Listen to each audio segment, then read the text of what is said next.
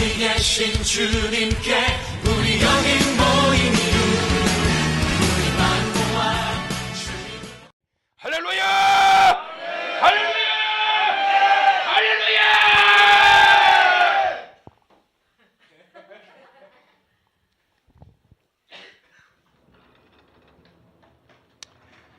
자, 우리 옆에 분과 인사합시다. 은혜 받고 가세요. 아유, 얼굴이 빨개져. 소리 질렀을 때 얼굴이 빨개져 버렸어. 할렐루야.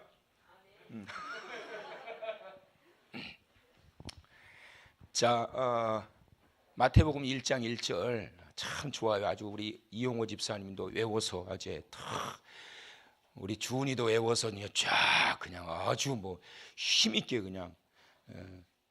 자, 말씀 이제 이 마태복음 1장 1절의 이 말씀을 통해서 아브라함과 다윗의 뭐요? 자손 누구? 예수 그리스도의 계보란 말이에요. 그러니까 어제 우리가 봤던 말씀이 예수 그리스도가 누구라는 거예요? 아브라함과 다윗의 자손 혈통임을 강조하고 있단 말이에요. 그러니까 그 혈통임을 강조한다는 것은 육적인 혈통이지만 무엇을 말씀하고 있는 거냐면 성경에 이미 오실 메시아를 강조하시고 예언되어 있던 그분이시다 라고 하는 것을 보여주는 거예요. 아브라함과 다윗의 자손 예수 그리스도의 계보라. 그래서 그 아브라함이라고 하는 것은 창세기 12장 3절에서 이미 말씀하셨고 17장에서 말씀하셨고 22장에 확정을 지으셨고, 그리고 난 다음에 다윗에 대해서는 사무엘상 17장 맞나? 사무엘하 17장 7장 16절 7장 12절에서 16절 그렇게 해서 다윗에 대한 오실 다윗에 대해서 강조하고 있고, 그 다음에 이사야서 9장 6절과 7절 예수 그리스도 메시아의 오심, 그러고 난 다음에 마태복음 1장 1절에 아브라함과 다윗의 뭐요? 자손, 그 말이란 말이에요. 그러니까 그 자손 혈통, 그 아브라함과 다윗의 그 혈통이라고 하는 것을 강조하고 계시는데, 그것은 육적인 혈통을 말씀하고 있는 것이 아니라 하나님께서 약속하셨던, 선지자들을 통해서 약속하셨던 그 메시아가 오셨다라고 하는 것을 마태가 1장 1절에 가장 먼저 등장시키는 거예요. 그러면서 이제 족보를 말씀하고 있는데, 이 족보를 보게 되면 이렇게 이제 볼 수 있습니다. 자, 이번 성회는 참 이 줄 많이 긋죠. 여러분들 이해를 돕기 위해서 줄을 긋는 거니까. 아담에서부터 시작을 해서 족보가 예수 그리스도까지 첫째 아담, 둘째 아담 이렇게 이어지게 돼요. 자, 그래서 이 첫째 아담으로부터 둘째 아담 예수 그리스도까지 족보가 어떻게 흘러가는지를 제가 한 도표로 보여드릴 테니까요. 자, 먼저 창세기 5장에 보면은 아담의 족보가 나오는데, 아담으로부터 시작을 해서 노아까지 족보가 나와요. 아담으로부터 시작해서 노아까지. 그래서 이 족보는 홍수 심판 이전입니다. 홍수 심판 이전의 상황이에요. 그래서 이때 평균 연령이 800세에서 900세까지 살아요.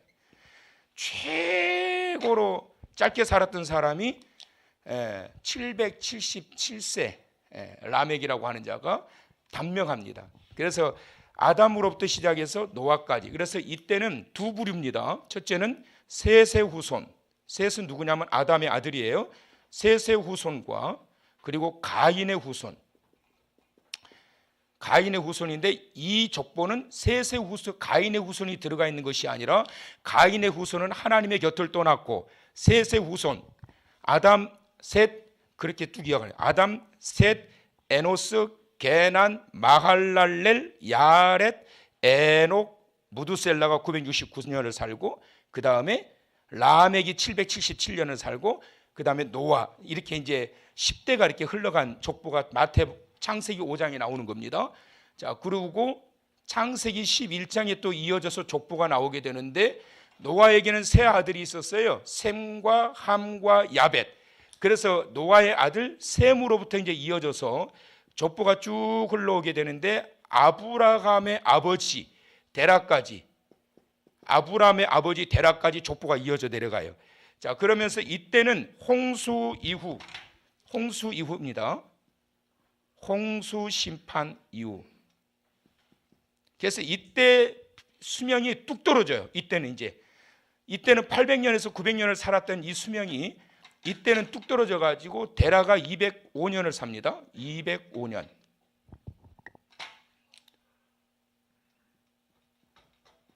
수명이 급격하게 줄어들게 돼요. 그 이유는 홍수 심판의 영향을 받아가지고 수명이 뚝 떨어지게 되는 거예요. 자, 그래서 아담으로부터 노아까지, 노아의 아들 셈부터 데라까지 창세기 5장과 창세기 17장의 족보가 나오고, 그리고 이제 마태복음 1장에 그 족보가 이제 이어져 가는 거예요. 자, 데라의 아들 아브라함, 데라 역시 아들이 셋이 있었어요. 그래서 그 아브라함으로부터 시작해서 다윗까지 14대가 나오고요. 제가 40일 성회를 이거를 이렇게 진행하면서 제일 걱정하는 게 뭐냐면, 너무 우리 성도님들이 지식적으로만 성경을 이해하려고 그러고 꿰뚫려고 할까, 이게 제일 염려가 돼요. 그래서 지식적으로 뭔가를 알려고 하지 마시고, 이런 것들은 제가 참고로 말씀드리는 거고, 여기에서 오늘 이 밤 하나님이 나에게 주신 레마가 뭐냐, 영적으로 나를 움직이시는 그 말씀이 뭐냐, 그걸 봐야 돼요. 막 자꾸 지식적으로 뭘 보려고 그러지 마시라고. 아멘. 네. 자, 아브라함부터 이제, 자, 족보가 이렇게 아담에서부터 흘러가요. 그럼 마태복음 1장에 아브라함부터 다윗까지 14대. 이것은 이제 뭘 말씀하고 있느냐면 다윗 왕조가 세워진 것, 다윗 왕조가 세워진 것을 말씀하고 있고, 그 다음에 이제 다윗으로부터 시작을 해가지고 포로기까지, 이것은 다윗 왕조의 몰락, 다윗 왕조가 몰락됐다라고 하는 것을 보여주고 있고, 그리고 포로기 이후부터 시작을 해가지고 예수 그리스도까지, 이것은 메시아의 탄생을, 등장을 보여주고 있는 거예요. 자, 그래서 족보를 보게 되면 창세기 5장, 창세기 11장, 마태복음 5장까지 아담으로부터 예수 그리스도까지 족보가 쫙 이어져 와요. 그런데 여기서 여러분들이 기억하셔야 될 게 뭐냐면, 여기에 빠져 있는 사람이 있을까요, 없을까요? 있단 말이에요. 빠져 있는 사람이 있어요. 많아요. 그래서 이거는 상징적으로 이 개념상 이렇게 해서 흘러내려오는 거지, 여기에 족보에 빠진 이름이 많아요. 그래서 여기에 다 들어가 있는 게 아닙니다. 자, 그러면 이 족보를 통해서 이제 보려고 하는 것이 뭐냐면, 이 특징을 좀 보려고 합니다. 특징.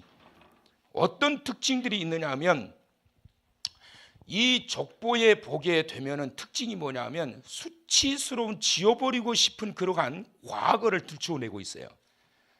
수치스러운 과거가 족보에 고스란히 등장이 돼요. 자, 6절을 이제 1장 6절을 읽어보세요. 6장 1절 다 같이 시작.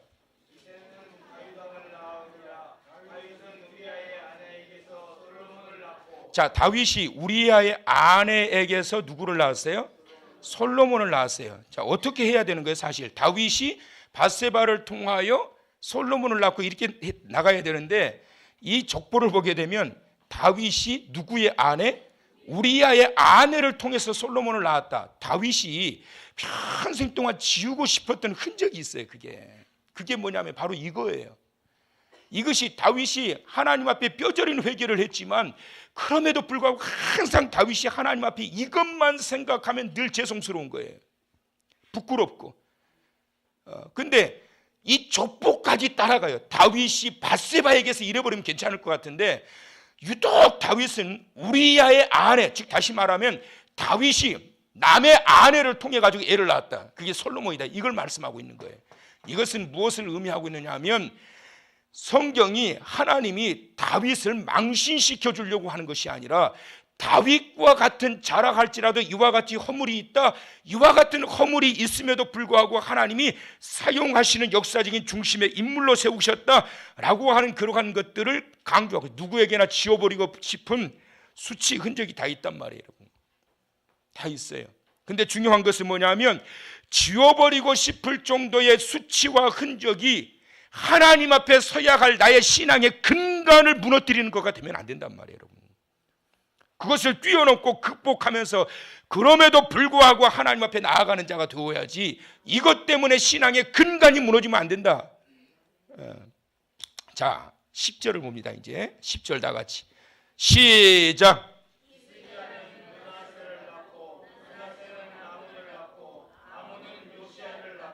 자, 히스기야가 누구를 낳았어요? 므낫세를 낳았어요. 자, 우리가 며칠 전에 봤는데 히스기야는 42명의 역대 이스라엘의 왕들 중에서 7, 8명의 왕들 중에 선한 왕으로 뽑힌 왕이란 말이에요. 그런데 그의 아들 므낫세는 역대 가장 사악했던 2명의 왕을 꼽는데 그 2명 중에 1명이란 말이에요. 어떻게 이 사람에게서 이 므낫세가 이런 아들이 나올 수가 있었을까? 성경은 그래서 히스기야도 므낫세도 이 족보에서 거명을 하고 있어요. 물론 므낫세가 나중에는 말년에 가가지고는 뼈저리게 하나님 앞에 회개는 해요. 역대하 33장 13절 그제서야 여호와가 하나님이신 줄을 알았더라. 그러니까 이 므낫세가 결국은 정말 피를 토하는 회개를 하고 말년에 가서는 하나님 앞에 회개하기는 해요. 그러니까 결국은 뭐예요? 어떻게 이런 사람에게 이런 놈의 아들이 나올까 그렇게 생각할 수 있을지 모르겠지만 결국은 하나님이 버리지 않는단 말이에요, 여러분. 기도하는 자의 가정에 그 자녀는 망하지 않는다. 포기하지 않으면 절대 하나님이 포기하지 않아요, 여러분. 선을 행하다가 낙심하지 말지니 포기하지 아니하면 때가 이름에 거두리라. 왜 안 되느냐? 포기하니까 안 된단 말이에요. 이런 자도 결국은 회개하고 돌아온단 말이에요. 돌아와요. 그러니까 여러분 보면은 전 그런 이야기 많이 들어요. 목사 자녀들인데 담배 피우고 술 먹고 심지어 교회도 안 다니는 애들도 많아요. 교회 안에서 그냥 말썽이란 말썽을 죄다 피우고 다니고, 세상에 교회 담임 목사님 자녀들이 이러고 다니니 얼마나 이 목사님이 고개를 못 들겠어요. 그런데 그게 너무 많아. 믿거니 했더니 그냥 담임 목사님 얘들이 막 술 취해가지고 돌아다니고 담배 피우고 다니고, 주일날인데 그냥 교회도 안 가고, 목사뿐이겠어요? 장로님 자녀들도 마찬가지고.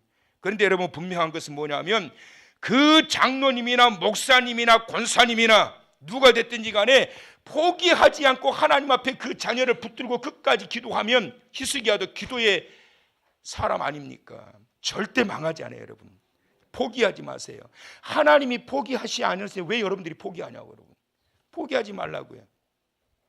이런 인물도 등장이 돼요. 자, 11절을 봅니다. 이제 자, 시작.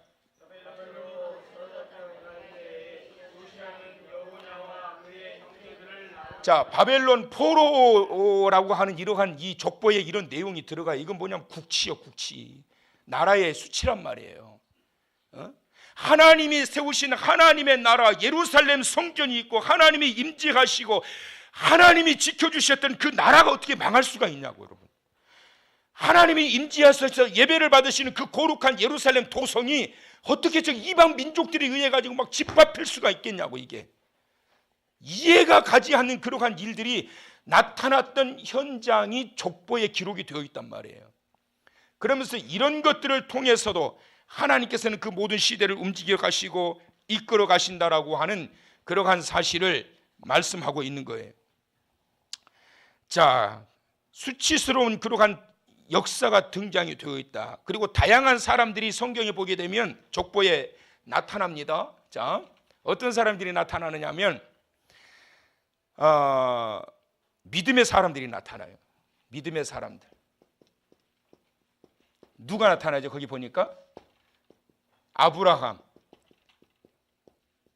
뭐 이삭, 뭐 룻, 그렇죠? 막 이런 등등 믿음의 사람들이 등장이 돼요. 당연하다라고 생각이 들 수 있지요, 족보에.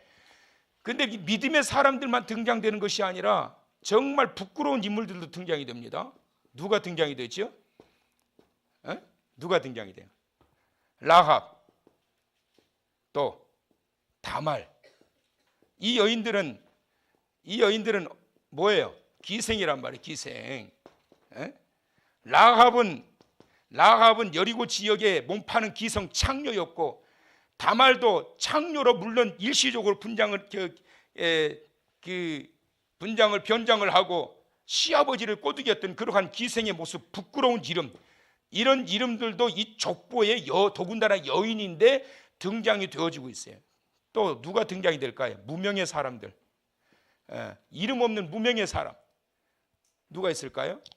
헤스론, 나손, 야킴, 람, 뭐 듣도 보도 못했던 막 이런 이름들이, 그런 이름들이 막 등장이 돼요. 그 다음에 부끄러운 왕, 아까 이제 말씀드렸지만 부끄러운 왕, 므낫세 같은 자, 므낫세 같은 자들, 뭐 아비야도 거기에 등장이 돼요.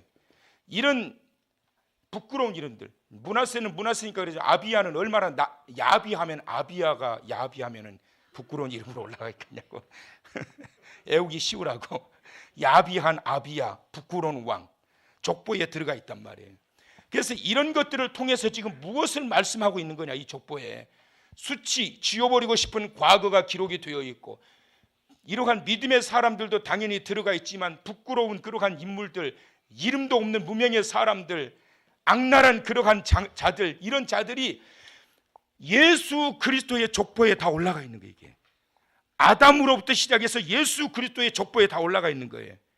그러면 우리 자신을 돌아보면서 나도 예수 그리스도의 족보에 올라갈 수 있느냐, 그 비밀에 대해서 성경 한 구절을 이제 보겠습니다. 여러분 어디를 보시느냐 하면 요한복음 1장 12절을 보십니다. 이제 자, 다 같이 암송하시는 분들 암송하시고, 영접하는 자 시작. 영접하는 자 곧 그 이름을 믿는 자들에게는 하나님의 자녀가 되는 권세를 주셨다. 자, 영접하는 자 곧 뭐를? 그 이름을 믿는 자, 믿는 자. 그러니까 영접하는 자, 누구를 영접해요? 예수를 그리스도로 영접하는 것, 그것이 뭐예요? 믿는 것이란 말이에요. 그런 자들은 뭐가 돼요? 하나님의 뭐가 돼요? 자녀가 되는 뭘 줘요? 권세, 능력까지 주신단 말이에요. 직분도 주시지만, 자격도 주시지만, 자격과 직분만 주시는 것이 아니라 하나님의 자녀로서 살아갈 수 있는 그 능력, 그것은 뭐냐면 하나님의 보장이란 말이에요. 보장. 하나님이 보호해 주신단 말이에요. 하나님께서 자녀로 살아갈 수 있도록 때를 따라 공급해 주시는 은혜가 있고, 어두움의 권세를 물리쳐 이길 수 있는 그 놀라운 예수의 이름의 능력을 부어주시고, 믿으시면 아멘. 예수의 이름의 능력도 주시고, 그래서 영접하는 자 곧 그 이름을 믿는 자들에게는 하나님의 자녀가 되는 권세를 주셨다. 누가 예수 그리스도 어린 양의 족보에 그 자리에 오를 수 있느냐? 더럽고 추악한 장녀의 출신이라 할지라도, 끔찍한 왕 므낫세와 야비한 아비야 같은 자라 할지라도, 라갑과 같은 다말과 같은 장녀 같은 자라 할지라도, 물론 믿음의 사람들 모두가 다 가장 중요한 핵심이 뭐냐면 예수를 그리스도로 내가 영접하느냐 믿느냐라고 하는 거예요. 그게 핵심이란 말이에요. 자격과 조건을 가지고 우리가 예수 그리스도의 족보에 올라가는 것이 아니라, 세상에서 어떤 착한 행실을 통해서 이루어지는 것이 아니라, 어떤 고행을 통해서 이루어지는 것이 아니라, 가장 중요한 것은 예수가 그리스도임을 내가 영접했느냐, 내가 믿느냐, 그걸로 하나님의 자녀가 될 뿐만 아니라 하나님의 자녀로 큰 권세를 주신단 말이에요. 여러분, 저같이 찌질이도 못난 제가 뭘 잘났다고 마이크 들고 여러분들에게 설교를 할 수 있겠냐고. 하나님의 자녀로 세우셨고 거기에 합당한 큰 권세를 주셨기 때문에 이 자리에서 말씀을 전하는 거 아니겠냐고. 여러분, 때마다 시마다 하나님이 세우시는 게 있다고요. 자, 그렇다면 마지막으로 성경 한 구절 보실 겁니다. 요한계시록 21장 27절. 요한계시록이 어디 있냐고 물으시면 상당히 곤란합니다. 요한계시록 21장 27절 다 같이 크게 읽으십니다.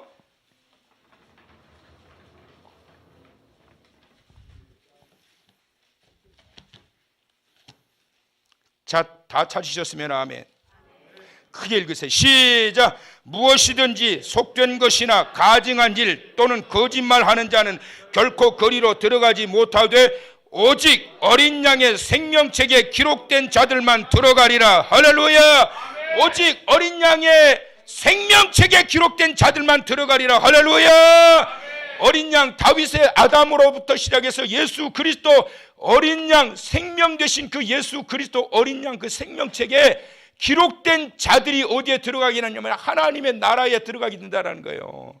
그러면 누가 여기에 기록된다? 요한복음 1장 12절 영접하는 자 곧 그 이름을 믿는 자들에게는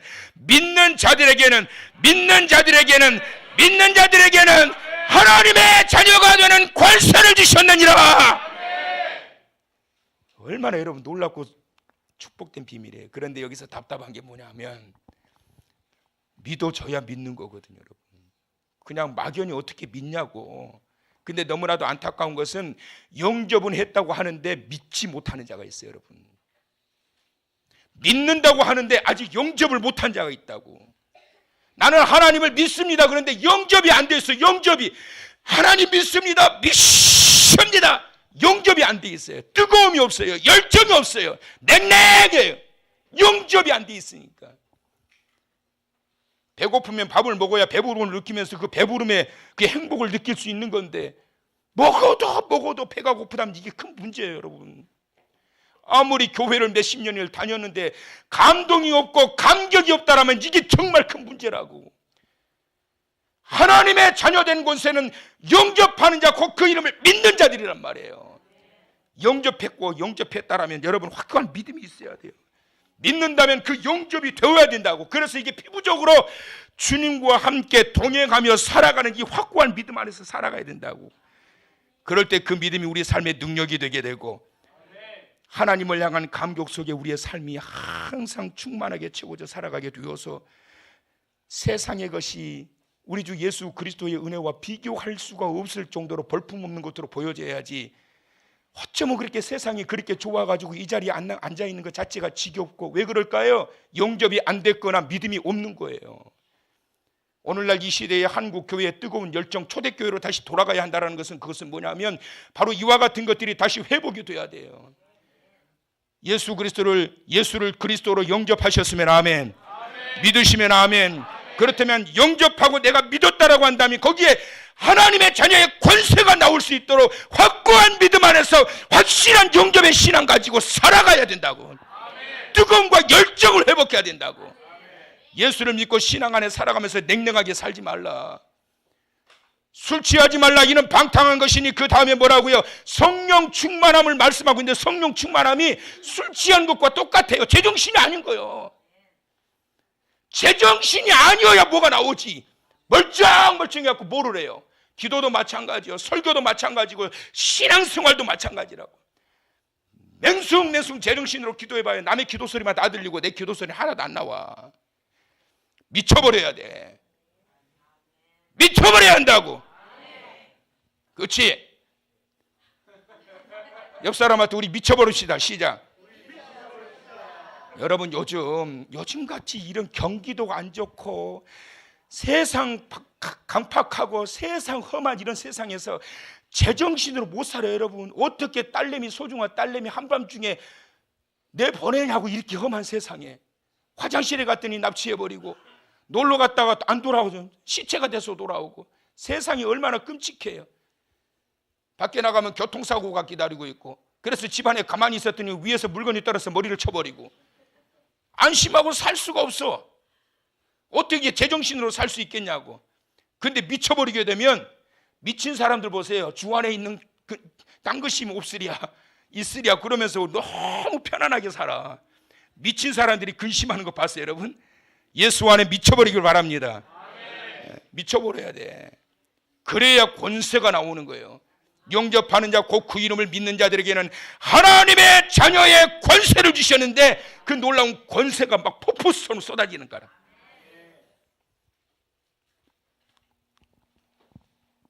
예수 그리스도의 족보에 내 이름이 올려져 있는, 어린 양의 그 족보에 내 이름이 올려 있는 것을 믿으시기 바랍니다.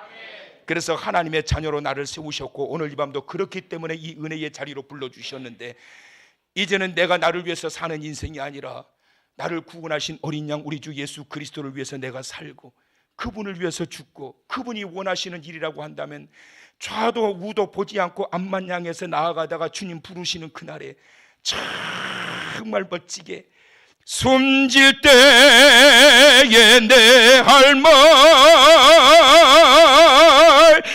예수 구원하신다. 그래야지. 에? 죽을 때 그냥 무서워가지고 나 안 죽어 안 죽어. 장로님인데 마지막 죽는 순간에 예수 부인하고 죽는 사람도 있었대요. 나 충격받았어. 옆에 있었던 사람이 저한테 이야기하더라고. 그분이 충격받아가지고 장로님인데 죽는데 예수 부인해버리더래.